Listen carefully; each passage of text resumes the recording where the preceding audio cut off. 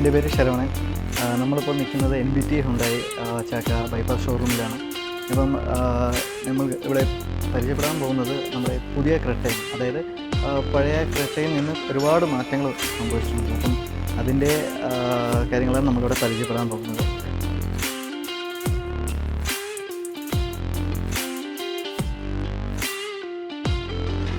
അതിൽ നമുക്ക് എടുത്തു പറയാനുള്ളൊരു കാര്യം എന്ന് പറയുന്നത് നമ്മുടെ ഇതിൻ്റെ ഫീച്ചേഴ്സാണ്. അതായത് ഇപ്പം വരുന്ന ഏറ്റവും ലേറ്റസ്റ്റ് ഫീച്ചേഴ്സായ ADAS Level 2 ADAS വരുന്നുണ്ട്. അതുപോലെ തന്നെ 360 ഡിഗ്രി ക്യാമറ വരുന്നുണ്ട്. അതുപോലെ തന്നെ ഇതിൻ്റെ ഫ്രണ്ട് ഗ്രില്ലിൽ അങ്ങനെ, പിന്നെ റിയർ വരുമ്പോൾ പനോറമിക് കണക്റ്റഡ് ടൈൽ ലാമ്പ് വരുന്നുണ്ട്. അങ്ങനെ ഒരുപാട് കാര്യങ്ങൾ ഇപ്പം ഇതിൽ വ്യത്യാസം വന്നിട്ടുണ്ട്. അപ്പം അത് നമുക്ക് ജസ്റ്റ് ഒന്ന് പരിചയപ്പെടാം. അപ്പം ആദ്യമായിട്ട് വരുമ്പോൾ നമുക്കിതിൻ്റെ ഫ്രണ്ട് വ്യൂവിൽ വരുമ്പോൾ നമുക്ക് ഇതിൻ്റെ LED ഹെഡ് ലാമ്പ് ആയാലും അതുപോലെ തന്നെ കണക്റ്റഡ് DRL വരുന്നുണ്ട്. അങ്ങനത്തെ ഒരുപാട് ചേഞ്ചസ് ഇതിൽ ഫ്രണ്ട് ലുക്കിൽ തന്നെ അവർ കൊണ്ടുവന്നിട്ടുണ്ട്.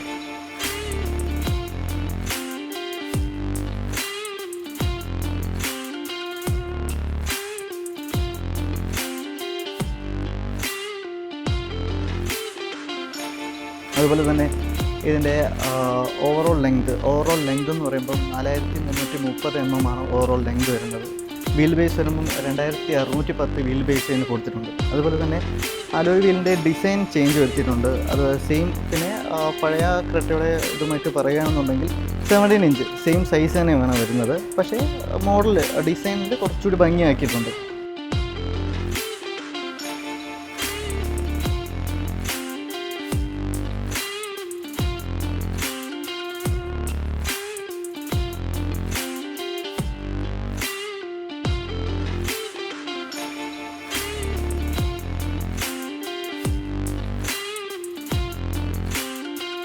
പിന്നെ ഇതിൽ പറയാൻ വേണ്ടിയിട്ടാണെന്നുണ്ടെങ്കിൽ നമുക്ക് റൂഫ് റെയിൽ വരുന്നുണ്ട്.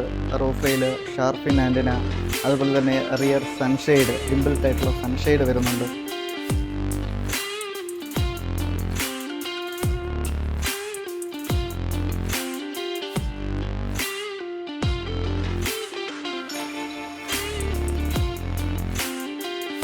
റിയറിൽ വരുമ്പോൾ പഴയ ക്രെട്ടയുമായിട്ടുള്ള വ്യത്യാസം വരുന്നത്, ഒന്ന് horizontal connected LED tile lamp വരുന്നുണ്ട്.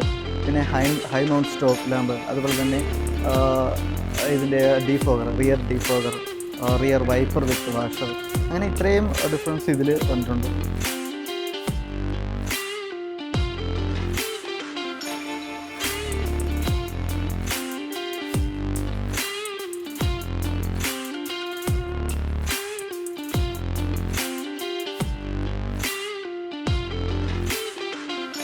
ഇതിൻ്റെ ബൂട്ട് സ്പേസ് എന്ന് പറയുമ്പോൾ 433 ലിറ്റർ ബൂട്ട് സ്പേസാണ് വരുന്നത്.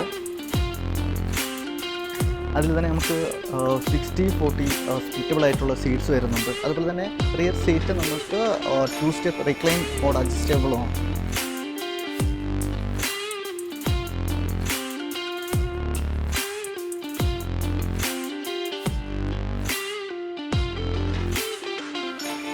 ഇതിൻ്റെ ഇൻറ്റീരിയറിനെ പറ്റി പറഞ്ഞ് തുടങ്ങുകയാണെന്നുണ്ടെങ്കിൽ നമുക്ക് ആദ്യം തന്നെ എടുത്ത് പറയാൻ വേണ്ടത് 8-way ഇലക്ട്രിക്കലി അഡ്ജസ്റ്റബിൾ ആണ്.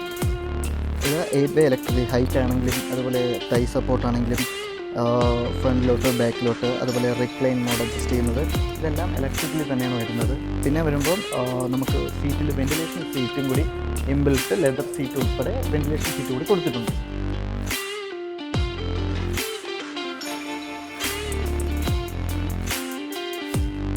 അതുപോലെ തന്നെ നമുക്ക് ഇലക്ട്രിക്കലി അഡ്ജസ്റ്റബിൾ മിറേഴ്സ് വരുന്നുണ്ട്. അതുപോലെ തന്നെ ഇലക്ട്രിക്കലി ഫോൾഡ് ചെയ്യാനും, അതുപോലെ തന്നെ ലോക്ക് ചെയ്യുമ്പം ഓട്ടോമാറ്റിക്കലി ഫോൾഡ് ചെയ്യുകയും ചെയ്യും, അൺലോക്ക് ചെയ്യുമ്പോൾ അൺഫോൾഡ് ആവുകയും ചെയ്യും. അങ്ങനത്തെ ടൈപ്പ് മിറേഴ്സ് വരുന്നുണ്ട്.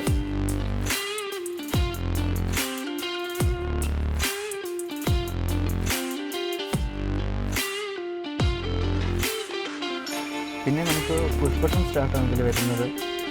പിന്നെ സ്റ്റിയറിംഗ് മൗണ്ടഡ് ഓഡിയോ കൺട്രോൾസ്, അതുപോലെ തന്നെ ADASൻ്റെ Level 2 ADASൻ്റെ കൺട്രോൾസ്, ക്രൂയിസ് കൺട്രോൾ, അങ്ങനത്തെ കൺട്രോൾസ് നമുക്ക് സ്റ്റിയറിംഗിൽ തന്നെ നമുക്ക് വരുന്നുണ്ട്.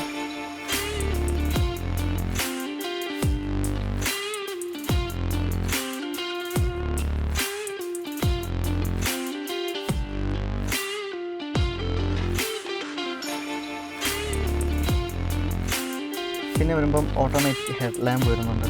പിന്നെ നമുക്ക് ഇൻഫോർടൈൻമെൻറ്റ് സിസ്റ്റവും ക്ലസ്റ്ററും നമുക്ക് 10.25 ആണ് വരുന്നത്, 10.25 സെൻറ്റിമീറ്റർ ആണ് വരുന്നത്. അതുപോലെ തന്നെ നമുക്ക് എ സിയിലോട്ട് വരികയാണെന്നുണ്ടെങ്കിൽ നമുക്ക് dual zone adjustable A C ആയിരിക്കും വരുന്നത്. പിന്നെ ഇവിടെയാണ് നമ്മുടെ ഇതിൻ്റെ വെൻറ്റിലേഷൻ, രണ്ട് സീറ്റിൽ വെൻറ്റിലേഷൻ വരുന്നുണ്ട്. അതിൻ്റെ അഡ്ജസ്റ്റബിൾ വരുന്നത് ഇവിടെയാണ് വരുന്നത്. പിന്നെ നമുക്ക് ഇലക്ട്രിക് പാർക്കിംഗ് ബ്രേക്ക് വരുന്നുണ്ട്, ഓട്ടോ ഹോൾഡ്, അതേപോലെയുള്ള ഫീച്ചേഴ്സ് നമുക്ക് വരുന്നുണ്ട്. പിന്നെ വരുമ്പോൾ നമുക്ക് ചാർജിങ്ങിലോട്ട് വരികയാണെന്നുണ്ടെങ്കിൽ നമ്മുടെ വയർലെസ് ഫോൺ ചാർജിങ് ഫെസിലിറ്റി വരുന്നുണ്ട്, സ്പീഡ് ചാർജിങ്ങിൻ്റെ C-type പോർട്ടിൻ്റെ വരുന്നുണ്ട്. പിന്നെ ഒരു 12 വാൾട്ട് പോർട്ട് വരുന്നുണ്ട്. അതുപോലെ തന്നെ USB കണക്ട് ചെയ്യാനുള്ളൊരു പോർട്ട് വരുന്നുണ്ട്.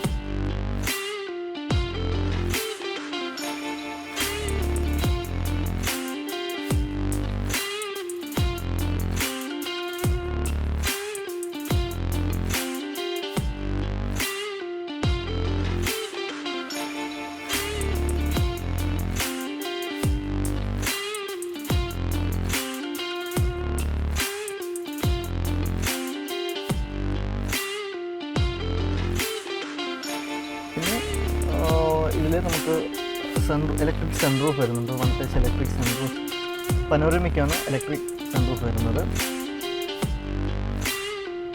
പിന്നെ നമുക്കിവിടെ സൺഗ്ലാസ് ഹോൾഡർ വരുന്നുണ്ട്. പിന്നെ ഓട്ടോ ഡിമ്മിങ് IRBM വരുന്നുണ്ട്. അതുപോലെ തന്നെ ടെലിമാറ്റിക് സ്വിച്ചസ് വരുന്നുണ്ട്. നമുക്ക് SOS, RSA, blue link connectivity, ഇതൊക്കെ 1 ടച്ചിൽ തന്നെ നമുക്ക് റീച്ച് ചെയ്യാൻ പറ്റും.